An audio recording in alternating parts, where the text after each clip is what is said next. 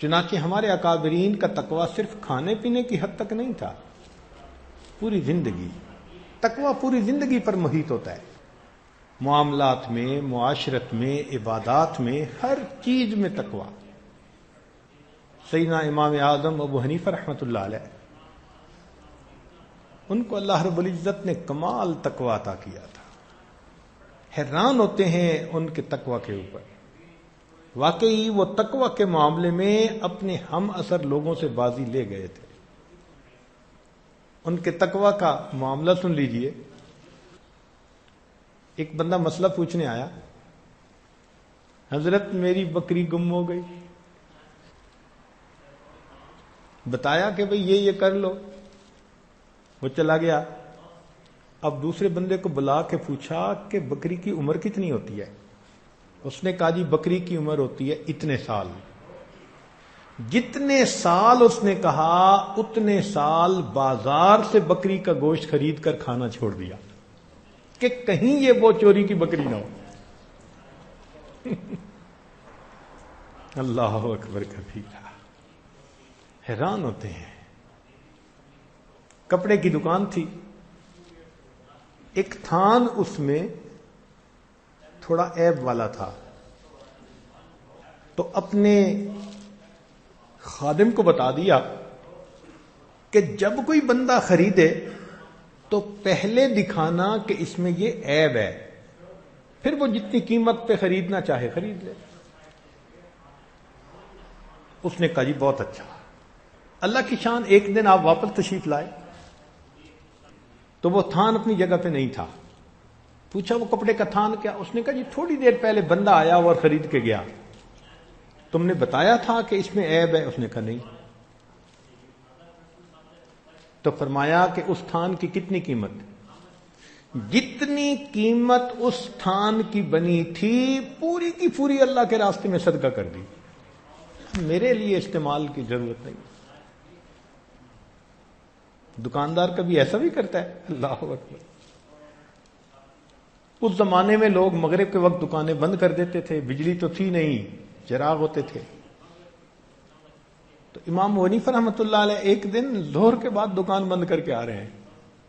کسی نے پوچھا کہ نعمان دکان جلدی کیوں بند کر دی؟ کہنے لگے کہ آج آسمان پر بادل ہیں، ابر آلود ہے، اور بادل کی وجہ سے روشنی ٹھیک نہیں ہوتی اور گاہک کو کپڑے کی صحیح کوالٹی کا پتہ نہیں چلتا۔ میں نے دکان بند کر دی کہ کوئی بندہ کم قیمت کپڑے کو بیش قیمت سمجھ کے خریدے گا تو میری وجہ سے کہیں دھوکہ نہ ہو جائے۔ چنانچہ ایک وقت بادشاہ وقت نے بڑا مجبور کیا کہ آپ چیف جسٹس بنے۔ آپ نے فرمایا نہیں۔ اس نے کہا اچھا اگر آپ نہیں بنیں گے تو آج کے بعد آپ کسی بندے کو فتویٰ نہیں بتائیں گے؟ فرمایا ٹھیک۔ اس پہ جان چھوٹتی ہے تو چلو ٹھیک۔ اس کے بعد گھر تشریف لائے، اپنی بیٹی نے مسئلہ پوچھا کہ ابو اس میں مسئلہ کیا؟ فرمایا بیٹی میں کال دے چکا ہوں، اب مسئلہ اپنے بھائی سے پوچھ لو۔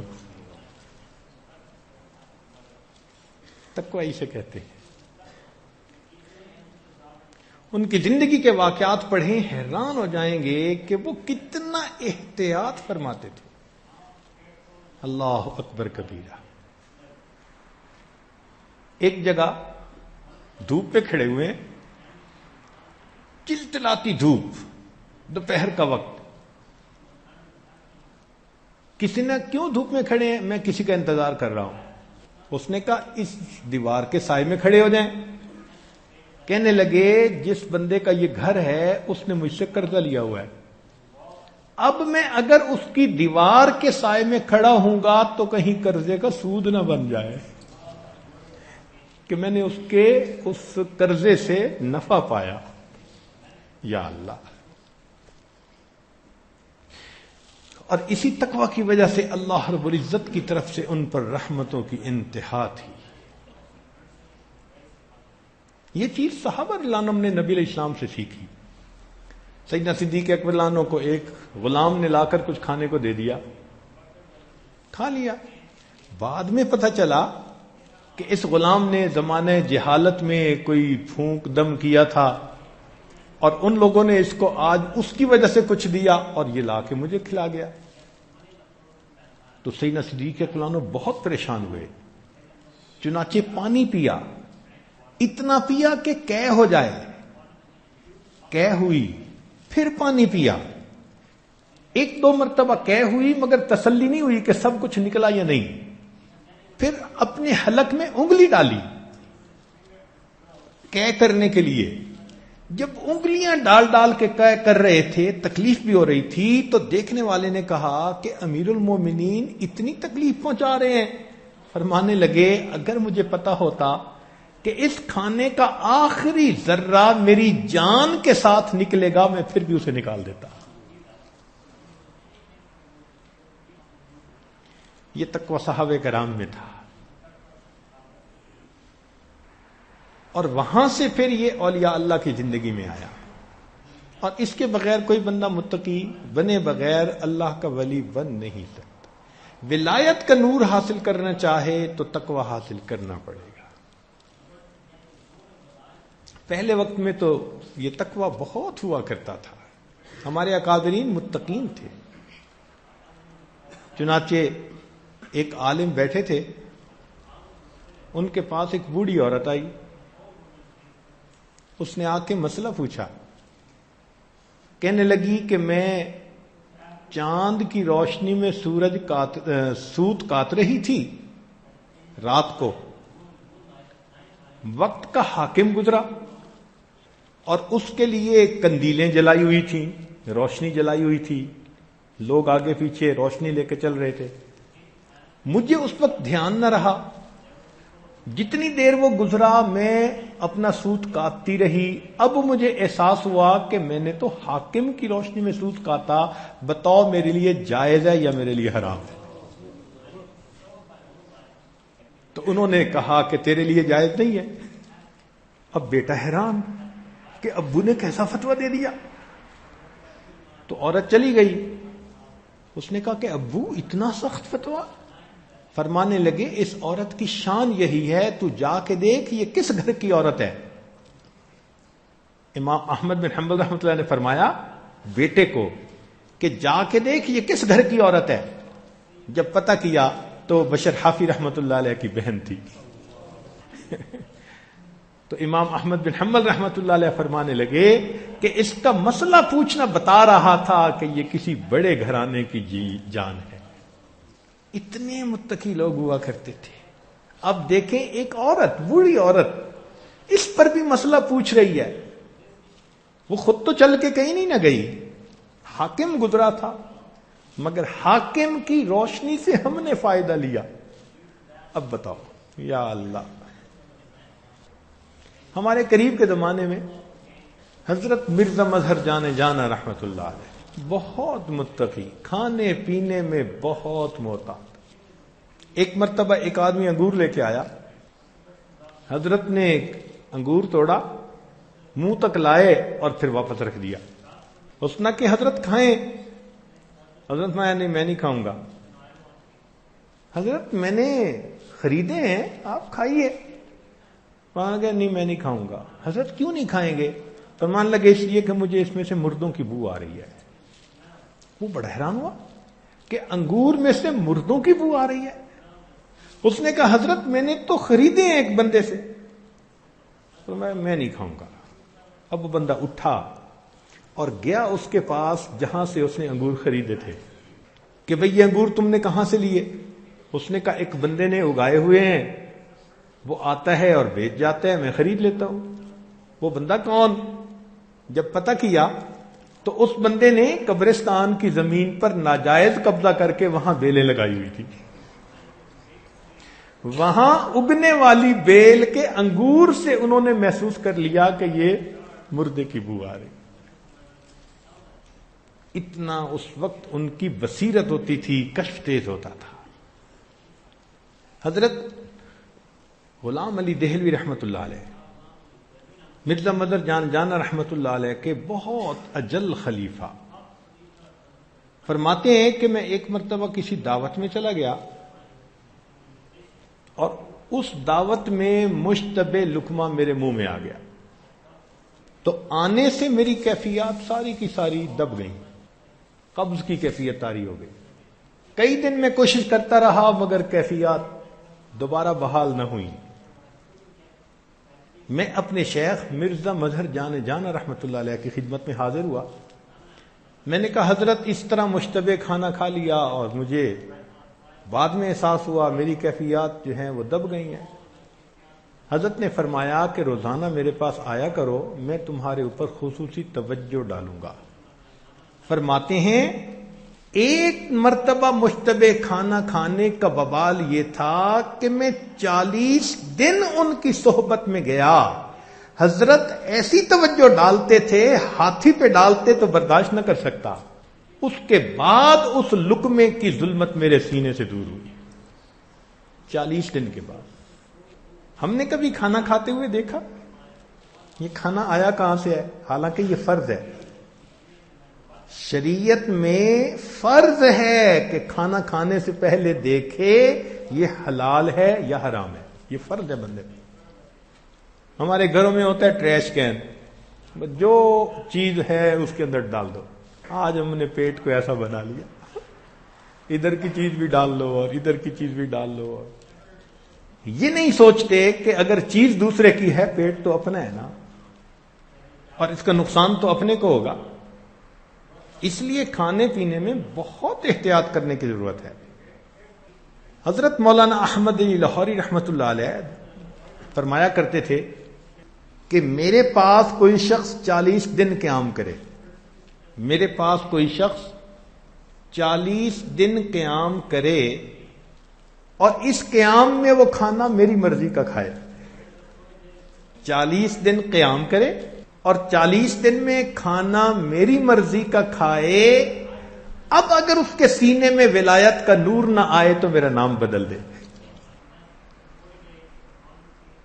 اس کھانے کا انسان کی روحانیت پہ اتنا اثر ہوتا ہے۔ چنانچہ ہمارے پردادا شیخ حضرت خواجہ فضل علی قریشی رحمۃ اللہ علیہ بہت متقی، بہت اتنا تقویٰ کہ حیران، بہت احتیاط فرماتے تھے، بہت زیادہ احتیاط فرماتے تھے، کھانے پینے میں بہت زیادہ احتیاط فرماتے تھے، یہاں تک کہ جب کہیں تبلیغی سفر پر نکلتے تھے تو اپنا کھانے کا سامان اپنے ساتھ رکھا کرتے تھے، کسی کے گھر سے نہیں کھاتے تھے۔ شرط ہوتی تھی کہ میں آپ کے ہاں ٹھہروں گا، کھانا میرا اپنا ہوگا، گھی، آٹا، دال، یہ چیز اپنے پاس ہوتی تھی۔ ایک خادم ہوتا تھا، بس وہ پکاتا تھا اور حضرت وہی تھوڑا سا کھانا کھاتے تھے۔ فرماتے تھے میں وقت تب دوں گا جب شرط یہ کہ کھانا میرا اپنا۔ یا اللہ! ان کے خلیفہ تھے حضرت خواجہ عبد المالک، چوک قریشی میں رہتے تھے۔ وہ فرمانے لگے کہ میں ایک دفعہ سفر میں حضرت کے ساتھ، حضرت نے مجھے فرمایا کہ دیکھو تم میرا کھانا پکاتے ہو، مگر میں چاہتا ہوں کہ میرے کھانے کو کسی کبیرہ گناہ کرنے والے بندے کا ہاتھ نہ لگے۔ تو میں نے کہا جی بہت اچھا، میں خود کھانا پکاؤں گا۔ کہنے لگے میں کھانا سفر میں پکاتا رہا۔ ایک دن کھانا پکایا اور میں نے دسترخوان حضرت کے سامنے بچھایا، اتنے میں وہ شہر کا جو کوئی کونسلر بڑا تھا وہ حضرت سے دعا کروانے آ گیا۔ تو صاحب خانہ نے اس کی رعایت کی کہ بھئی بہت ذمہ دار بندہ ہے، دور سے چل کے آیا ہے، تو اس نے بھیج دیا حضرت کے پاس، اور وہ حضرت کے پاس آ کر بیٹھا اور اس نے کہا حضرت دعا کر دیں، فلاں کر دیں، تو حضرت نے دعا کر دی۔ اب جب وہ چلا گیا تو کہتے ہیں کہ میں نے حضرت کے سامنے کھانا رکھا، حضرت نے کہا میں نے تو کھانا نہیں کھانا، میں نے تمہیں کہا ہوا نہیں کہ میرے کھانے کے لیے شرط ہے؟ میں نے کہا حضرت کھانا تو میں نے پکایا۔ فرمان لگے نہیں۔ جب بہت دیر میں سوچتا رہا اور میں نے کہا کہ حضرت میں نے کسی کو ہاتھ نہیں لگانے دیا، فرمان لگے جب تم دسترخوان لگا رہے تھے تو کونسلر صاحب بیٹھے تھے, وہ داڑھی منڈے نے میرا کھانا اٹھا کے دسترخوان پہ رکھا تھا. داڑھی منڈے شخص نے میرا کھانا اٹھا کے جو تم نے رکھا ہوا تھا وہ اٹھا کے دسترخوان پہ رکھا, میں اب کھانا نہیں کھاؤں گا. یا اللہ, ہماری سمجھ سے باہر ہے یہ چیز, لیکن ایسے بھی لوگ دنیا میں گزرے ہیں. اس کا نتیجہ کیا نکلا کہ ایک دن حضرت تشریف لائے تو بہت سارے لوگ آئے ہوئے تھے. حضرت کے ہاں 150, 200, 300 لوگ عمومی طور پر رہا کرتے تھے. بڑے بڑے اکابر, مولانا احمد علی لاہوری رحمۃ اللہ علیہ جیسے اکابر بھی وہاں جاتے تھے. ایک دفعہ حضرت تشریف لائے اور فرمانے لگے فقیرو, یہ الفاظ کہے فقیرو, پھر خاموش ہو گئے. اب لوگ سارے متوجہ کہ کیا کہتے ہیں, تو تھوڑی دیر خاموشی کے بعد کہنے لگے کہ یہ بتاؤ کہ اگر کوئی آدمی کے پیٹ میں ہوا, ہاں ایک دن میرے پیٹ میں ہوا بند ہو گئی, نکلتی نہیں تھی, اور اتنی تکلیف کہ میں زمین کے اوپر لوٹ پوٹ ہونے لگ گیا, اتنی تکلیف تھی مجھے تو دن میں تارے نظر آنے لگ گئے, لگتا تھا میری جان ہی نکل جائے گی, اور میں لوٹ پوٹ ہوتا رہا. اب سارے حیران ہیں کہ یہ کوئی بتانے کی بات ہے جو حضرت صاحب سارے لوگوں کو بتا رہے ہیں کہ پیٹ میں ہوا بند ہو گئی اور نکل نہیں رہی تھی, اور میں لوٹ پوٹ ہو رہا تھا, اور مجھے تکلیف ہو رہی تھی, اور جان نکلنا نظر آ رہا تھا. حیران دیکھ رہے, اور حضرت اسی کو کھول رہے ہیں, مجھے اتنی تکلیف. اور یہ بات کر کے فرمایا کہ بتاؤ جو بندہ اپنے پیٹ سے گندی ہوا کے نکلنے کا محتاج ہو, وہ کوئی بڑا بول سکتا ہے؟ کہتے ہیں ساری جماعت حیران. جب یہ کہا کہ جو آدمی اپنے پیٹ سے گندی ہوا کے نکلنے کا محتاج ہو وہ کوئی بڑا بول سکتا ہے, تو سب نے کہا نہیں. فرمانے لگے تو اس لیے میں آج آپ کو تحدیث نعمت کے طور پر یہ سنا رہا ہوں کہ رات مجھے خواب میں نبی علیہ الصلوۃ والسلام کی زیارت نصیب ہوئی. نبی علیہ السلام نے ارشاد فرمایا فضل علی, جیسے متبع سنت جماعت تو نے تیار کی ہے, من حیث الجماعت دنیا میں موجود نہیں ہے. یہ الفاظ فرمائے. اللہ اکبر کبیرہ, یہ تقویٰ تھا ان کا, اللہ کے ہاں قبولیت تھی, فنا فی ذکر تھے. ایک ایک سنت دیہاتی نوجوان بوڑھوں کو بھی سکھایا کرتے تھے.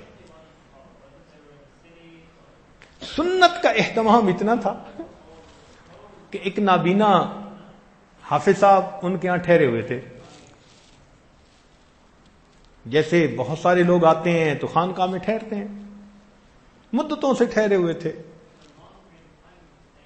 اب ایک دن جمعہ کا دن تھا, مسجد کے اندر سرکنڈے کی چھت تھی, اور بھیڑوں نے وہاں ایک اپنا جگہ بنا لی تھی, اور وہ کبھی اس کو کاٹ دیتی تھی بھیڑ, کبھی اس کو کاٹ دیتی تھی. تکلیف تھی لوگوں کو. لوگوں حافظ صاحب کے ذہن میں خیال آیا کہ آج بھیڑوں کو یہاں سے بھگائیں. انہوں نے ایک لاٹھی لے کے اس کے اوپر کپڑا باندھا اور آگ لگوائی, اور سرکنڈے کی چھت, اور اوپر آگ جو بھیڑوں کو دکھائی تو وہ بھیڑیں تو کیا مرتی, چھت نے آگ پکڑ لی. اس زمانے میں جب 1 روپے کی بڑی قیمت ہوا کرتی تھی, مسجد کی چھت بھی جلی, گھروں کی چھت بھی, اور گھر کے حضرت فرماتے تھے کہ 30-40 ہزار روپے کا نقصان ہوا لوگوں کا. وہ بستی میں پھیل گئی آگ, ایک چھت سے دوسری تیسری. خیر حضرت کو پتہ چلا, آئے لوگ, پتہ کیا یہ کس نے کیا, جی وہ حافظ صاحب. تو حضرت خاموش ہو گئے. فرمایا اللہ کو ایسے ہی منظور تھا, مقدر میں ایسا ہی تھا.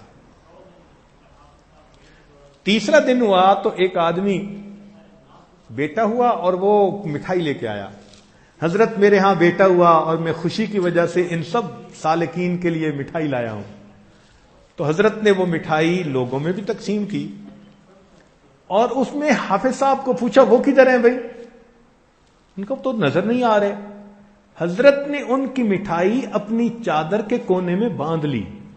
اچھا جب ملیں گے تو میں ان کو دوں گا. محبت اتنی، اتنا نقصان پرواہ نہیں. مٹھائی تقسیم کی، ان کا نام لیا، پوچھا وہ کہاں ہیں؟ ان کا جی ابھی تو موجود نہیں ہے. تو 2 دن 3 دن گزر گئے، اب وہ حافظ صاحب مل نہیں رہے. تو وہ تو اصل میں آگ لگنے کے بعد وہاں سے قریبی ایک بستی میں جا کے چھپ گئے تھے. اللہ کی شان، ایک بندے نے جا کے حافظ صاحب کو بتایا کہ حافظ صاحب آپ یہاں چھپے ہوئے ہیں اور حضرت صاحب تو 3 دن سے آپ کی مٹھائی اپنی چادر کی کونے میں باندھے پھرتے ہیں. تو حافظ صاحب کو تسلی ہو گئی کہ حضرت صاحب مجھ سے ناراض نہیں ہے. حافظ صاحب واپس آ گئے. حافظ صاحب واپس آ گئے.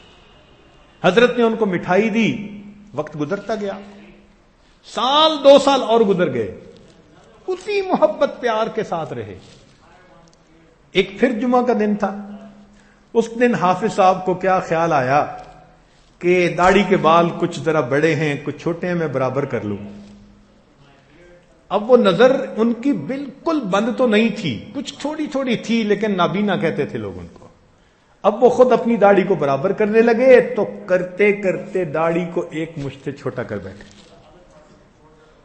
جمعہ کی نماز حضرت نے پڑھائی. حافظ صاحب کو دیکھا تو بلا کے پوچھا حافظ صاحب یہ کیا ہوا؟ ان کا جی میں اس کو ذرا ٹھیک کرنے لگا تھا تو بس یہ تھوڑی سی چھوٹی ہو گئی. اسی وقت حضرت نے ان کا بستر ان کے سر پر رکھوایا اور خانقاہ سے ان کی چھٹی کروائی. اتنا بڑا نقصان چہرے پہ ملال نہیں.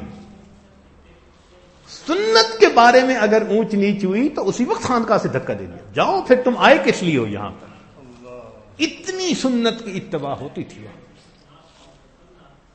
آپ کے خلیفہ حضرت خواجہ محمد عبد المالک صدیقی رحمت اللہ علیہ، اللہ رب العزت نے ان کو امام العلماء والصلحاء بنایا. چنانچہ جب ملک تقسیم ہوا تو بہت سارے علماء نے حضرت مدنی رحمت اللہ علیہ کو خط لکھا کہ پہلے تو آنا جانا تھا، مسئلہ ہوتا تھا تو آپ کی طرف رجوع کر لیتے تھے، اب ملک تقسیم ہو گیا، اب کیا کریں؟ تو حضرت مدنی رحمت اللہ علیہ نے 3 بندوں کے نام دیے کہ یہ پاکستان میں ہیں، جب تمہیں ضرورت ہو ان سے پوچھ لینا، میری ضرورت نہیں پڑے گی. ان میں سے ایک خواجہ عبد المالک صدیقی رحمت اللہ علیہ تھے. نام لکھا ان کا. اکثر دارالعلوم دیوبند کے دورے پر جایا کرتے تھے اور ہر سال 2 ہفتے دارالعلوم دیوبند میں رہا کرتے تھے. حضرت صدیقی رحمت اللہ علیہ. ایک مرتبہ حضرت نے 1 ہفتے بعد جانے کا ارادہ کر لیا تو اساتذہ کو پتہ چلا دارالعلوم کے کہ حضرت 1 ہفتے کے بعد جا رہے ہیں اس مرتبہ. تو حضرت تیاری کر رہے تھے. اتنے میں حضرت مدنی رحمت اللہ علیہ دارالحدیث میں تھے. انہوں نے حدیث کے درس کو موقوف کیا، روکا اور حضرت سے ملنے کے لیے آئے. حضرت سمجھیں کہ بس الوداعی ملاقات کے لیے آئے ہیں. پوچھا کہ کیسے تشریف لانا ہوا؟ تو حضرت مدنی رحمت اللہ علیہ نے فرمایا کہ حضرت آپ ہر سال طلباء کو 2 ہفتے دیا کرتے تھے، اس دفعہ 1 ہفتے کے بعد جا رہے ہیں، اگر ہماری کوئی کوتاہی تو معافی مانگنے کے لیے آئے ہیں. میں نے حدیث کا درس موقوف کر دیا، طلباء کمرے کے دروازے تک بیٹھے ہیں، جب تک 1 ہفتہ اور ایکسٹینڈ نہیں کریں گے ہم دارالحدیث میں نہیں جائیں گے. حضرت نے 1 ہفتہ اور رہنے کا ارادہ فرمایا، تب حضرت مدنی رحمت اللہ علیہ نے آ کے درس شروع فرمایا.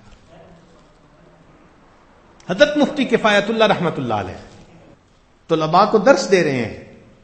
درس کے دوران فرماتے تھے، قلب کا لفظ آ گیا تو فرمانے لگے بھئی اگر تو اس کی ترکیب کوئی معلوم کرنی ہے تو وہ ہم سمجھا دیں گے، اور حقیقت معلوم کرنی ہے تو پھر ذرا خواجہ صاحب کے پاس تمہیں جانا پڑے گا. حضرت انور شاہ کشمیری رحمت اللہ علیہ خواجہ عبد المالک صدیقی رحمۃ اللہ علیہ کے چہرے کو دیکھتے تھے تو سبحان اللہ پڑھا کرتے تھے. فرماتے تھے کہ چہرے پہ ولایت کا نور نظر آتا ہے. حضرت کشمیری رحمۃ اللہ علیہ فرماتے ہیں. حضرت تھانوی رحمۃ اللہ علیہ کو ملنے کے لیے تشریف لائے.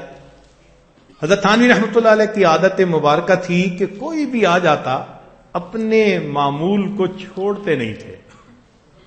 حتیٰ کہ حضرت حاجی امداد اللہ مہاجر مکی رحمۃ اللہ علیہ شیخ وہ تشریف لائے تو حضرت کے پاس بیٹھے. پھر پوچھا کہ حضرت یہ وقت میرا لکھنے کا ہے تو حکم ہوگا تو یہاں بیٹھوں گا, اجازت ہوگی تو میں کام کر لوں گا. تو حاجی صاحب نے فرمایا جاؤ لکھ کے پھر آ جانا. اس دن بھی اپنا لکھنے کا معمول ترک نہیں کیا, اپنے شیخ تشریف لائے. حضرت صدیقی رحمۃ اللہ ملنے کے لیے گئے تو حضرت نے پیغام بھیجا کہ ایک فقیر ہوں اور آپ سے ملاقات کے لیے آیا ہوں. حضرت تھانوی رحمۃ اللہ علیہ نے بلا لیا. فرمایا کرتے کیا ہیں؟ تو صدیقی رحمۃ اللہ نے جواب دیا میں اللہ اللہ کرتا بھی ہوں, اللہ اللہ کرواتا بھی ہوں. حضرت تھانوی رحمۃ اللہ کو یہ بڑا پسند آیا کہ اللہ اللہ کرتا بھی ہوں اور اللہ اللہ کرواتا بھی ہوں. تو حضرت تھانوی رحمۃ اللہ نے فرمایا کہ اچھا پھر آج ہم سارا دن اسی خانقاہی ترتیب پر گزاریں گے. سارے معمول چھوڑ دیے, سارا دن حضرت صدیقی رحمۃ اللہ واپس رہے. شام کو ٹرین سے واپس دیوبند آنا تھا. تو جب شام کو نکلنے لگے تو حضرت تھانوی رحمۃ اللہ علیہ اپنی مسجد سے چھوڑنے کے لیے دروازے تک آئے اور دروازے پر آپ کا ہاتھ پکڑ کے کہا کہ حضرت قیامت کے دن مجھے یاد رکھنا. حضرت تھانوی رحمۃ اللہ علیہ نے یہ الفاظ کہے, حضرت قیامت کے دن مجھے یاد رکھنا. یہ خواجہ عبد المالک صدیقی رحمۃ اللہ علیہ. حضرت صدیقی رحمۃ اللہ علیہ خود فرماتے تھے, ان کے خلفاء سے ہم نے یہ بات سنی کہ میں دارالدیوبند میں مقیم تھا کہ حضرت مولانا الیاس رحمۃ اللہ علیہ انہوں نے خواب دیکھا جس میں ان پر دعوت کا کام کھولا گیا اور وہ میرے پاس آئے کہ میں نے یہ خواب دیکھا ہے, آپ اس کی تعبیر بتائیں. تو حضرت صدیقی رحمۃ اللہ نے فرمایا کہ اللہ تعالیٰ آپ سے دعوت کا کام لیں گے اور آپ کی وجہ سے لوگ اپنے گھروں سے نکلا کریں گے. تو حضرت مولانا الیاس رحمۃ اللہ نے کہا کہ حضرت پھر ابتدا فرما دیجئے. حضرت خواجہ عبد المالک صدیقی رحمۃ اللہ علیہ نے ان کا بستر ان کے کندھے پر رکھا اور ان کو وہاں سے انہوں نے اپنے گھر واپس بھیجا. خواجہ عبد المالک صدیقی رحمۃ اللہ یہ واقعہ خود سنایا کرتے تھے. ایسے بزرگ تھے, ان کا تقوی اللہ اکبر, حیران ہوتے ہیں. تقوی کا حال دیکھو, جہاں جاتے تھے اپنا کھانا ساتھ, یعنی گھی اور گڑ اور آٹا اور مرچیں نمک اس قسم کی سب چیزیں بس اپنے ساتھ گٹھڑی میں ہوتی تھی. جہاں جاتے تھے بس اپنا کھانا بنواتے تھے اور وہ کھاتے تھے. بات صاف تھی, فرماتے تھے کہ میں دوسرا کھانا نہیں کھا سکتا. اب ان کا واقعہ جو ہمارے حضرت مرشد عالم رحمت اللہ علیہ کے گھر میں پیش آیا وہ واقعہ سنیے. حضرت مرشد عالم رحمت اللہ علیہ کے بڑے صاحبزادے حضرت مولانا عبد الرحمن قاسمی رحمت اللہ علیہ, اللہ ان کے درجات کو بلند کرے, بہت بزرگ نوجوان تھے. اللہ اکبر. ایک دفعہ واقعہ سنانے لگے, کہنے لگے کہ ابا جی گئے ہوئے تھے سفر پر. حضرت صدیقی رحمت اللہ علیہ نے اسلام آباد سائیڈ پر وقت دیا ہوا تھا, پھر وہاں سے واپسی چکوال تشریف لے آئے تو اچانک ملنے کے لیے آ گئے. میں بڑا خوش ہوا, میں نے حضرت کو گھر میں بٹھایا اور میں نے کہا کہ حضرت آپ ایک رات قیام کریں. حضرت نے فرمایا میں ایک رات قیام کروں گا پھر آگے جاؤں گا. اب میں حضرت کی ساری خدمت کر رہا تھا. فرماتے ہیں کہ جب دوپہر کا وقت ہوا, دسترخوان لگایا, کھانا لا کے رکھا, میں نے کہا کہ حضرت کھائیں. تو حضرت نے کھانے کی طرف دیکھا اور فرمایا کہ نہیں. میں حیران. دوبارہ میں نے عرض کیا کہ حضرت کھانا کھائیں. تو کہتے ہیں کہ ذرا غصے کی نظر سے میری طرف دیکھا اور فرمایا کہ تمہارے گھر میں سور کہاں سے آیا. یہ الفاظ کہے کہ تمہارے گھر میں سور کہاں سے آیا. تو میں گھبرا گیا, پسینہ چھوٹ گیا. میں نے کہا حضرت میں اماں جی سے پوچھتا ہوں. کہتے میں اندر گیا, میں نے اماں جی سے کہا حضرت کھانا نہیں کھا رہے, اور حضرت فرما رہے ہیں تمہارے گھر میں سور کہاں سے آ گیا؟ کہتے ہیں اوہو، والدہ صاحب نے سر پکڑ لیا، مجھے خیال نہ رہا، یہ میری ہمسائی 1 سال سے میرے پیچھے پڑی ہوئی تھی، جب کبھی تمہارے پیر صاحب آئیں گے تو ایک وقت کا کھانا میں پکاؤں گی۔ ہمسائیگی میں تالیف قلب کی وجہ سے میں نے اسے کہہ دیا تھا، تو یہ کھانا تو ان کے گھر کا پکا ہوا ہے۔ پتا چلا کہ ان کے خاوند کی نوکری تو ٹھیک تھی، لیکن پیسے اس نے بینک میں سود کے اکاؤنٹ میں رکھے ہوئے تھے، یہ سور آیا ہوا تھا۔ پھر والدہ صاحبہ نے الگ کھانا بنایا اور وہ حضرت صدیق رحمۃ اللہ نے کھایا۔ اتنا تقویٰ تھا، سبحان اللہ۔ چنانچہ حضرت صدیق رحمۃ اللہ ایک چھتری ہمیشہ سر پہ رکھتے تھے، ہاتھ میں رکھتے تھے، سردی گرمی ہر وقت۔ اب لوگ بڑے حیران کہ بھائی گرمیوں میں تو چلو دھوپ سے بچنے کے لیے، سخت سردی میں بھی چھتری ساتھ، ایسے لگتا تھا جیسے جزو بدن بنی ہوئی ہے۔ تو ایک عالم نے پوچھا کہ حضرت سردی میں آپ نے یہ چھتری کیوں رکھی ہوئی ہے؟ تو حضرت عوام الناس کو ٹال دیتے تھے، علماء کو بتا دیتے تھے۔ تو جب اس عالم نے پوچھا نا کہ حضرت یہ چھتری کیوں رکھی ہوئی ہے، فرمایا کہ میں نے دھوپ سے بچنے کی نیت سے نہیں رکھی ہوئی، بلکہ میں اسے اپنے سر پہ رکھتا ہوں، جب کبھی دائیں طرف سے کوئی غیر محرم دور سے آ رہی ہوتی ہے تو میں اس چھتری کو یوں کر لیتا ہوں، اور بائیں طرف سے آتی ہے تو چھتری کو یوں کر لیتا ہوں، میں غیر محرم کا کپڑا بھی نہیں دیکھتا۔ تقوی سے کہتے ہیں۔ اور پھر نظر کی اس حفاظت کا اجر کیا ملا؟ جو اللہ کا وعدہ کہ جس نے غیر سے اپنے نظر کی حفاظت کی میں اسے عبادت کے اندر لذت عطا فرماتا ہوں۔ اکوڑا خٹک مدرسہ بہت بڑا مدرسہ ہے، حضرت وہاں تشریف فرما تھے تو حضرت کو امامت کے لیے کہا گیا۔ حضرت امامت کے مصلی پہ کھڑے ہوئے، مکبر نے تکبیر کہہ دی،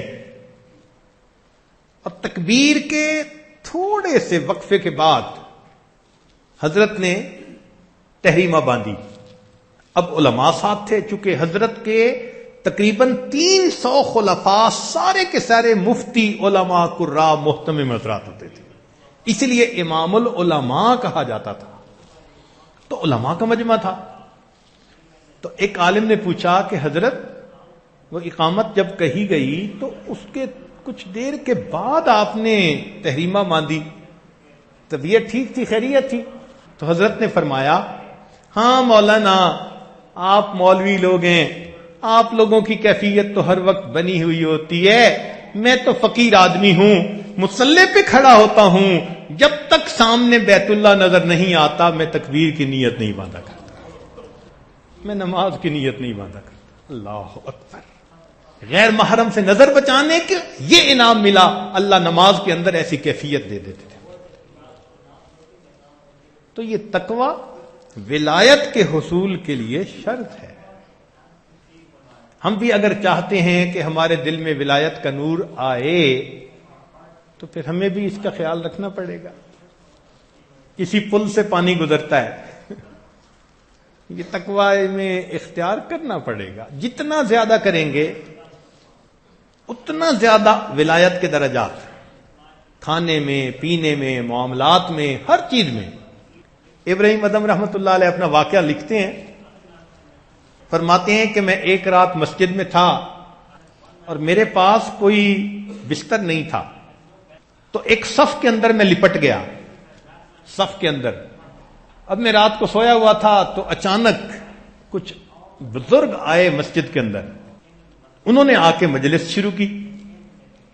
تو مجلس میں سے ایک بڑے جو تھے، ان میں سے ایک جو تھے وہ کہنے لگے کہ یہاں کوئی ہمیں غیر محسوس ہو رہا ہے، مسجد میں محسوس کر لیا ہوگا نا۔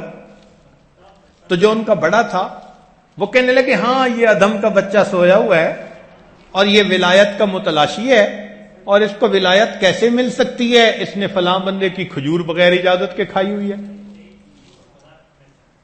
اس کو ولایت کیسے مل سکتی ہے؟ اس نے فلاں بندے کی کھجور بغیر اجازت کھائی ہوئی ہے۔ کہتے ہیں میں سہم گیا، پڑا رہا، صبح اٹھا مجھے یاد آیا کہ چند دن پہلے میں نے اس بندے سے کھجوریں خریدی تھیں، جب کھجوریں لے کر جانے لگا تھا تو تو ایک کھجور نیچے گری ہوئی تھی، میں نے خود گمان کیا کہ میری گری ہے، وہ میری نہیں تھی، وہ دکاندار کی تھی، اور میں نے چونکہ اس کو کھایا تھا، وہ بغیر اجازت کھانے کی وجہ سے میری ولایت رکی ہوئی تھی۔ کہتے ہیں کہ میں نے وہ کھجور کے پیسے اس کو واپس دیے اور اللہ نے مجھے ابدال کا رتبہ عطا فرما دیا۔ تو ولایت کے لیے کچھ قربانی دینی پڑتی ہے۔ ہم تو کبیرہ کو چھوڑنے میں ابھی پھنسے ہوئے ہیں، اور اللہ والے اتنا تقویٰ کہ ذرا شبہ ہو جائے اس کو بھی چھوڑ دیتے تھے۔ تو ہمت سے کام ہم لیں۔ رمضان مبارک کے یہ روزے ہمیں یہی تقویٰ سکھانے کے لیے آئے ہیں۔ کتب علیکم الصیام کما کتب علی الذین من قبلکم لعلکم تتقون۔ تو ان مبارک راتوں میں اللہ رب العزت سے یہ نعمتیں مانگیے کہ اے اللہ ہمیں بھی تقویٰ کی یہ نعمت عطا فرما، وہ دل عطا فرما جو شریعت کے بارے میں اتنا محتاط ہو کر زندگی گزارنے والا ہو۔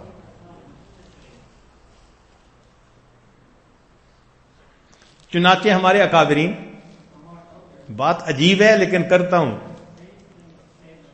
کتابوں میں پڑھی ہے، ہمارے اکابرین بیٹی کا رشتہ جب کرنے لگتے تھے تو پرپوزل لانے والوں کو بیٹی کے عیب بھی بتا دیا کرتے تھے کہ بھئی تم رشتہ لے کے تو آئے ہو، ہماری بیٹی کے اندر غصہ بہت ہے، ہماری بیٹی کام میں سست ہے، جو کوئی ہوتا ہے بچی کے اندر، وہ بچی کے عیب لڑکے والوں کو پہلے بتا دیتے تھے تاکہ معاملات کے اندر صفائی رہے۔ یا اللہ، ہم حیران ہوتے ہیں، اللہ اکبر کبیرہ، اس کو تقویٰ کہتے ہیں، اتنی معاملات کی صفائی۔ چنانچہ ایک بزرگ گدھا بیچ رہے تھے مارکیٹ میں کھڑے، تو ایک آدمی آیا، کہنے لگا جی کہ یہ گدھا آپ کو پسند ہے؟ تو جواب میں کہنے لگے پسند ہوتا تو بیچتا کس لیے؟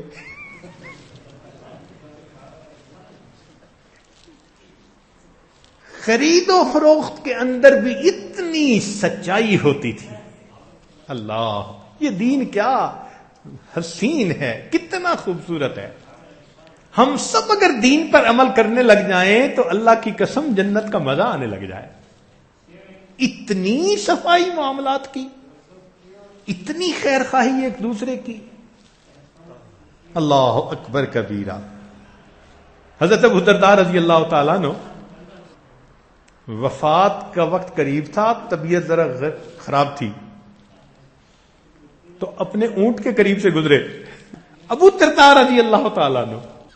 اسی دن آپ کی وفات ہوئی تھی، یعنی بس وفات سے تھوڑی دیر پہلے کی بات ہے۔ ان کو فیل ہو رہا تھا کہ بس آج something is going to happen.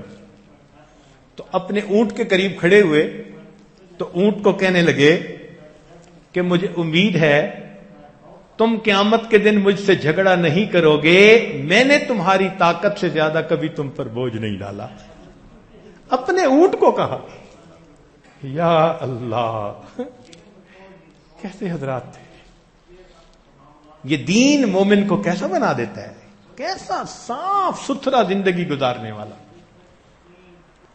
اس لیے جو انسان گناہوں سے بچتا ہے، اللہ رب العزت کی نظر میں وہ بڑا جو ہے وہ عبادت گزار بن جاتا ہے۔ نبی علیہ السلام نے ایک اعرابی کو فرمایا، اتق المحارم تکن اعبد الناس۔ تو ہمیں چاہیے کہ ہم اپنے گناہوں کو چھوڑیں، بلکہ گناہوں کے ساتھ مشتبہ چیزیں جو دل کو کھٹکیں ان کو بھی اللہ کے لیے چھوڑ دیں۔ الحلال بین والحرام بین وبینہما مشتبہات۔ حلال بھی واضح، حرام بھی واضح، درمیان میں مشتبہات، جو ان کو اللہ کے لیے چھوڑ دیتا ہے وہی متقی ہوتا ہے۔ سیدہ عائشہ صدیقہ رضی اللہ تعالیٰ عنہ کی روایت فرماتی ہیں کہ نبی علیہ الصلوۃ والسلام نے فرمایا، عجیب، سبحان اللہ، سننے والی بات ہے، نبی علیہ السلام نے ارشاد فرمایا کہ بہترین عمل جسے لے کر تم قیامت کے دن اللہ سے ملاقات کر سکتے ہو وہ گناہوں کی کمی ہے۔ سیدہ صدیقہ رضی اللہ عنہا فرماتی ہے کہ بہترین عمل جس کو لے کے تم قیامت کے دن اللہ سے ملاقات کر سکتے ہو وہ گناہوں کی کمی ہے۔ گناہ کرے ہی نہ انسان، یا اگر کرے تو پھر توبہ کر کے بخشوا لے تاکہ نامہ اعمال میں گناہ ہو ہی نہیں۔ اس لیے ایک بزرگ فرماتے تھے کہ ایک کبیرہ گناہ کو چھوڑنا میری نظر میں 500 نفلی حج کرنے سے زیادہ بہتر ہے۔ ایک کبیرہ گناہ کو چھوڑنا میری نظر میں 500 نفلی حج پڑھنے سے زیادہ بہتر۔ قال الحسن، حسن بصری رحمت اللہ علیہ فرمایا، مثقال ذرۃ من الورع خیر من الف مثقال ذرۃ من الصوم والصلاۃ۔ اللہ اکبر کبیرہ۔ اور ایک حدیث مبارکہ میں ہے کہ جب بندہ اللہ کی رضا کے لیے کوئی چیز چھوڑتا ہے، جب بندہ اللہ کی رضا کے لیے کوئی چیز چھوڑتا ہے تو حدیث مبارکہ اللہ اس عمل پر اس بندے کو اس سے اعلیٰ چیز عطا فرماتا ہے۔ تو یہ نہیں ہے کہ ہم چھوڑ دیں گے تو یہ ون سائیڈڈ ہے، نہیں، وہ بڑا قدردان پروردگار ہے، وہ پھر چھوٹی چیز چھوڑنے پر اعلیٰ عطا فرما دیتا ہے۔ ایک بزرگ فرماتے تھے کہ بندے کو گناہ کے وقت اللہ رب العزت یاد آ جائے اور وہ گناہ کو کرنا چھوڑ دے، اس سے بہتر ذکر دنیا میں اور کوئی نہیں ہے۔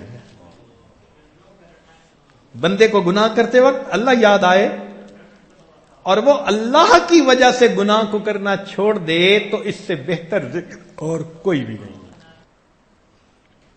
امام بہقی رحمت اللہ علیہ نے شعب الایمان میں اور دیلمی نے مسند فردوس میں حضرت انس رضی اللہ عنہ سے یہ روایت کی، سنیے ذرا۔